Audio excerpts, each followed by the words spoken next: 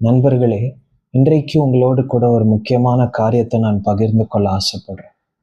மனிதர்களாகிய நம்முடைய இருதயம் எவ்வளவு பொல்லாததும் தீங்கு நிறைந்ததுமாக இருக்கிறது என்று ஆண்டவராகிய இயேசு கிறிஸ்து மத்தேயு எழுதின சுவிசேஷத்துல 15ஆம் அதிகாரம் வசனங்கள் 18-19 சொல்லியிருக்கிறாரு.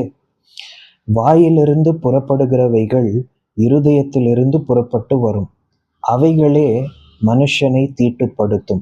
எப்படியெனில், இருதயத்திலிருந்து பொல்லாத சிந்தனைகளும், கொலைபாதகங்களும், விபச்சாரங்களும், வேசித்தனங்களும், களவுகளும், பொய் சாட்சிகளும், தூஷணங்களும் புறப்பட்டு வரும். இவைகளே மனுஷனை தீட்டுப்படுத்தும். பார்த்தீங்களா? இப்படிப்பட்ட இருதயமை வைத்திருக்கிற நம்ம தேவனிடத்துல எப்படியாக ஜெபம் பண்ணணும், அதுவும் வேதத்தில் இருக்கிறது. சங்கீதம் 51ஆம் அதிகாரம் வசனம் 10-11 வரை தாவீது ராஜா இப்படியாக ஜெபம் பண்ணுகிறார். தேவனே, சுத்த இருதயத்தை என்னில் சிருஷ்டியும், நிலைவரமான ஆவியை என் உள்ளத்திலே புதுப்பியும். உமது சமூகத்தை விட்டு என்னை தள்ளாமலும், உமது பரிசுத்த ஆவியை என்னிடத்திலே இருந்து எடுத்து கொள்ளாமலும் இரும்.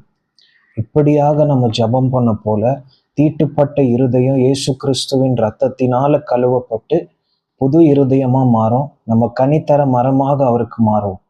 ஆமென். God bless you.